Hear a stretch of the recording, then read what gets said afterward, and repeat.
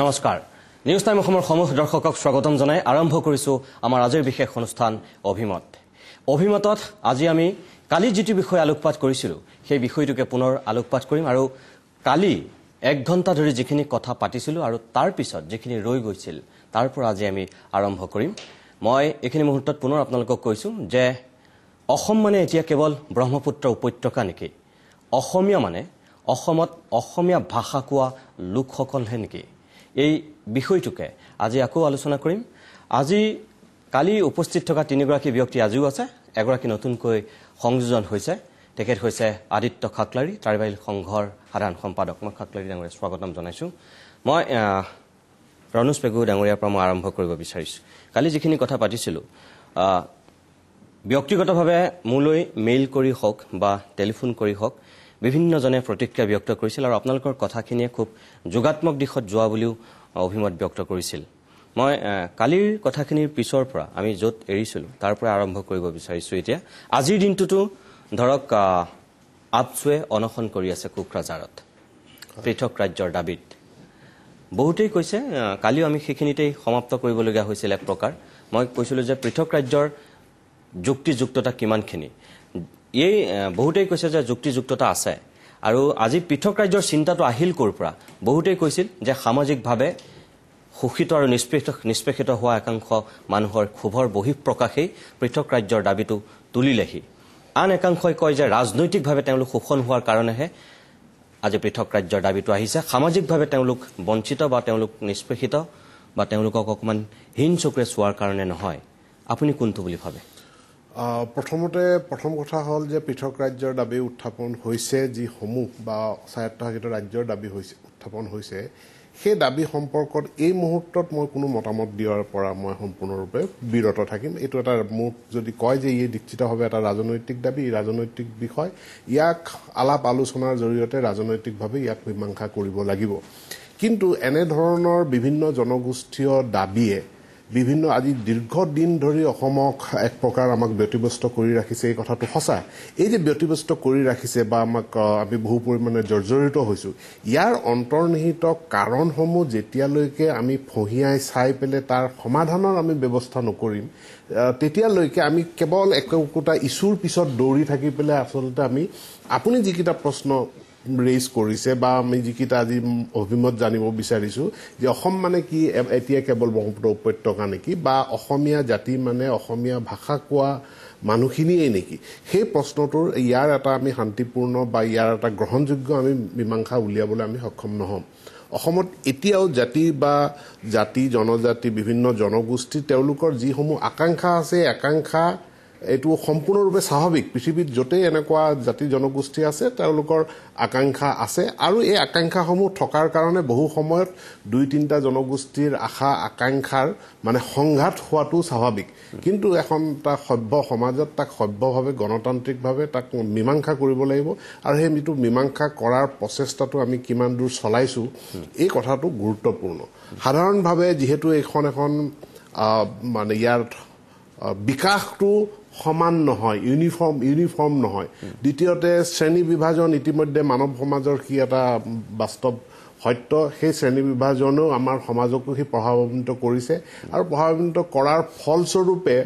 এতিয়া অসমৰ নিৰ্দিষ্টভাৱে জনজাতিসকল বা আনকি জনজাতি তালিকাভুক্ত নোহোৱা বিভিন্ন জনগোষ্ঠীৰ মনত কিছুমান বঞ্চনাৰ তেওঁলোকৰ ক্ষোভ আছে যে আমি শান্তিপূৰ্ণভাৱে আমি বিচৰা ধৰণে আমি এই অসম ভূমিখণ্ডত সম্পূৰ্ণ মৰ্যাদা পোৱা নাই অধিকাৰ পোৱা নাই সমান সুবিধা পোৱা নাই আমি জীয়াই থাকিব পৰা নাই গতিকে আমাকো জীয়াই থাকিবলৈ অকমান স্পেচ লাগে এই যে জীয়াই থকাৰ কাৰণে বা প্ৰত্যেকটো জনগোষ্ঠীয়ে একোটাকে স্পেচ বিচাৰিছে আমি পৃথক ৰাজ্য দিম নে নিদিম বা কিবা স্বায়ত্তশাসিত পৰিষদ দিম নে নিদিম সেই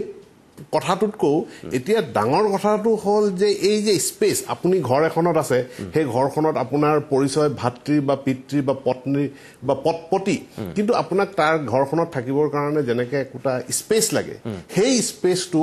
অসমৰ বিভিন্ন এই বৈচিত্ৰ্যময় জাতি জনগোষ্ঠী ধৰ্ম বৰ্ণ সম্প্ৰদায়ৰ মানুহক সেই স্পেচখিনি গণতান্ত্ৰিকভাৱে দিবলৈ প্ৰস্তুত হয় নে নহয় বা গণতান্ত্ৰিকভাৱে তেনেকুৱা এটা স্পেচ আমি সৃষ্টি কৰিবলৈ সক্ষম হ'ম নে নহ'ম তাৰ ওপৰত নিৰ্ভৰ কৰিব এই বিষয়টোৰ এটা শান্তিপূৰ্ণ স্থায়ী সমাধান। মই ননীগোপাল মহন্তৰ কাষলৈ আহিছোঁ যে বহুতেই কয় ষষ্ঠ অনুসূচীৰ যিখিনি ফুলফিল কৰিব লাগিছিল চৰকাৰে সেইখিনি আজিলৈকে নকৰাৰ ফলতেই এই পৃথক ৰাজ্যৰ দাবীটোৱে আজি এনেধৰণে সবল ৰূপত আত্মপ্ৰকাশ কৰিছে। কথাটো সঁচাকৈ তেনেকুৱা নেকি? যিটো বনি এইটো এটা গুৰুত্বপূৰ্ণ প্ৰশ্ন যে ষষ্ঠ অনুসূচীৰ যিটো আমি এই সম্পৰ্কৰ ইয়াৰ ঐতিহাসিক যিটো দিশ এই দিশবিলাক আমি কালি আলোচনা কৰিছোঁ। কিন্তু এতিয়া প্ৰশ্নটো হ'ল মই যদি জয়ন্ত ৰংপিৰ ভাৰতীয় সংসদত তেখেত যেতিয়া MP আছিলে তেখেতে কেইটামান কথা কৈছিলে ষষ্ঠ অনুসূচীৰ বহু ক্ষেত্ৰত ইয়াৰ কিছুমান বাস্তৱিক কিছুমান অসুবিধা আছে। কি কৈছিলে তেখেতে কৈছিলে যে নিৰ্বাচন সময়মতে নহয়, যদি ষষ্ঠ অনুসূচীৰ যিখন তাত চৰকাৰ থাকে তেওঁলোকে পৰিষদ থাকে, পৰিষদৰ সদস্যসকল যদি বিৰোধী পক্ষৰ হয় সময়মতে নিৰ্বাচন নহয়, এক নম্বৰ। দ্বিতীয়তে কৈছিলে যে ফাণ্ড ৰিলিজ, এইটো এটা খুব এটা ডাঙৰ তেখেতলোকৰ অভিযোগ যে সময়মতে তেখেতলোকৰ ফাণ্ড ৰিলিজ নহয়। তৃতীয় কথাটো হ'ল তাৰ বিউৰ'ক্ৰেচিসকলে আমোলাসকলে এই গোটেই টেট যিখিনি তাত থাকিব লাগে তেওঁলোকে এইটো এটা মাহিয়াই দৃষ্টিভংগীৰে চায়। কিন্তু এটা কথা চাওক, এই কথাটো অৱশ্যে ইয়াৰ অধিক প্ৰায়োগিক দিশখিনি চাব লাগিব। কিন্তু মই সেই অভিযোগটো শুনাৰ পাছত কিছুমান মই আজিৰ ভিতৰত মই কিছুমান তথ্য আনিছিলোঁ। আমি যদি এতিয়া NC হিলছলৈ বা আমি কাৰ্বি আংলঙলৈ চাওঁ, এই যোৱা গোটেইখিনি মই বাৰ্ষিক হিচাপে নহয় কিন্তু 2010ৰ পৰা 13-14 বাৰ্ষিক যিকেইটা বছৰ এই বাৰ্ষিক বছৰত এই দুখন জিলা পৰিষদলৈ যিটো প্লেন যিটো কি হয় মানে পৰিকল্পনা যিটো আবণ্টন সেইটো হৈছে 2210.28 2210 কোটি ধৰি লওক। এইটো হ'ল পৰিকল্পনাৰ আবণ্টিত ধন। ইয়াৰ উপৰিও আছে আপোনাৰ চেন্ট্ৰেলি স্পন্সৰ্ড স্কিম আছে, মানে কেন্দ্ৰই যিখিনি তেওঁলোকে অনুমোদন দিয়ে। এনৰেগা আছে, মহাত্মা গান্ধী যিখন আমি এনৰেগা বুলি কওঁ। লগতে আপোনাৰ বেকৱাৰ্ড ৰিজন গ্ৰাণ্ট ফাণ্ডো আছে, NRHM আছে, সৰ্বশিক্ষা আছে। লগতে DHDক এবাৰ এটা বিশেষ তেখেতলোকক এটা পুঁজি দিয়া হৈছে। NECৰ পৰা ফাণ্ড আহে, নন লেপছেবল চেন্ট্ৰেল পুল অফ ৰিচোৰ্চৰ পৰাও এইবিলাক ফাণ্ড আহে। গতিকে আমি যদি চাওঁ আৰু তাত এটা কথা, তাত চিলিং নালাগে। আজি মই কেইবাজনো বিষয়ৰ লগত কথাও পাতিলো, চিলিং নালাগে। চিলিং আৰু তাত যিটো আমাৰ অন্য প্ৰয়োজন সেইটো চিলিং বা LOCৰ হেৰিটো প্ৰয়োজন তাত নহয়। গতিকে তাত যিখিনি বিত্তীয়ৰ কথা আছে, আৰু এইটো এটা আচলতে তাত কনষ্টিটিউচনেল কথা নাই যে DCক কথাটো সুধিব লাগিব, এইটো ইনফৰমেশ্যন। আচলতে বহুতে এইটো ইনফৰমেশ্যন আৰু পাৰ্মিশ্যন এইটো ক্ষেত্ৰত এছেম্বলিটো হয়। এছেম্বলিত আপুনি প্ৰশ্ন কৰিব খুজিলে চৰকাৰক বিভিন্ন প্ৰকাৰে খবৰটো জনাব লাগিব, কিন্তু পাৰ্মিশ্যন নহয়। কিন্তু বহুতে কয় কাউন্সিলত সেইটো পাৰ্মিশ্যনৰ ব্যৱস্থা নহয়, এইটো তেওঁলোকক জনোৱা হয় DCক। কিন্তু গতিকে এই যিটো ভূমিৰ বিত্তীয় যিটো আবণ্টনৰ যিটো দিশ, এই দিশটো মই হিষ্টৰিকেলি চাইছিলোঁ। ঐতিহাসিকভাৱে কিবা বাছ বিচাৰ হৈছে নেকি, বা তেওঁলোকক ডিছক্ৰিমিনেট বা তুষণ এনেকুৱা কৰা হৈছিলে নেকি। ইয়াত কিন্তু পাটাস্কাৰ কমিশ্যনৰ যিটো ৰিপৰ্ট, এই ৰিপৰ্টতো কিন্তু কৈছিলে সেইটো তেনেকুৱা হোৱা নাছিলে। কাৰণ পাটাস্কাৰ কমিশ্যন এইটোতো আমাৰ বৰ্ণ হিন্দু বা কোনোবাই কৰা এইটো ৰিপৰ্ট নহয়। এই ৰিপৰ্টত কিন্তু মই ষ্টেটিষ্টিক্স দি পেলাই ৰাইজক বিৰক্ত কৰিব খোজা নাই, কিন্তু তাত এইটো কথা কৈছে যিটো জনমূৰি আয়ৰ যিটো তাত আবণ্টন এইটো প্লেইনছতকৈ বেছি। গোটেই ষ্টেটিষ্টিক্সটো মোৰ ওচৰত আছে। এইটো 65ত আপোনাৰ হেৰি কৰা হৈছিলে, ৰিপৰ্ট পাব্লিছ হৈছে। এইটো হেৰিলৈকে আছে, এই ৰিপৰ্টটো আপোনাৰ 64লৈকে আছে আবণ্টিত। মই এইখিনি আছে এতিয়া পাৰ কেপিটা যিটো হেৰি ডিষ্ট্ৰিবিউচন, এইখিনি মোৰ ওচৰত তথ্য আছে। পাৰ কেপিটা যিটো জনমূৰি যিটো আবণ্টিত ধনটো যথেষ্ট বেছি। আপুনি জিলা হিচাপে যদি অসমৰ ৰাজহুৱা চাবলৈ যাওঁ, আচ্ছা সেইটো এটা বৰ পৃথক কথা, এইটো কথা আহিলোঁ। তাৰ লগতে আহিলে যিটো আমি এতিয়া পৃথক ৰাজ্যৰ দাবীৰ যিটো কথা কৈছে, এইটো মূলতঃ আচলতে কেইবাটাও দিশৰ কথা কোৱা হয়। এক নম্বৰত কোৱা হয় যে হিষ্টৰিকেলি ঐতিহাসিকভাৱে আমি বহুত পৃথক। দ্বিতীয়তে ইকনমিক যিটো কথা মই ইতিমধ্যেই ক'লো, যিটো আপেক্ষিক, ইয়াৰ ওপৰত পৰ্যালোচনাৰ হয়তো অৱকাশ থাকিব। তৃতীয়টো হ'ল পলিটিকেলি ছাবজুগেটেড, তেওঁলোকক ৰাজনৈতিকভাৱে হেঁচা দি ৰখা হৈছে, যিটো আমি আওকাণ যিটো আমি নুই কৰিব নোৱাৰো। কাৰণ আমাৰ যথেষ্ট আমাৰ স্কোপ আছিলে, যথেষ্ট আমাৰ সুবিধা আছিলে। যি মুহূৰ্তত মই ভাবোঁ যে বিমলা প্ৰসাদ চলিহাই হওক বা বিষ্ণু মেধিয়ে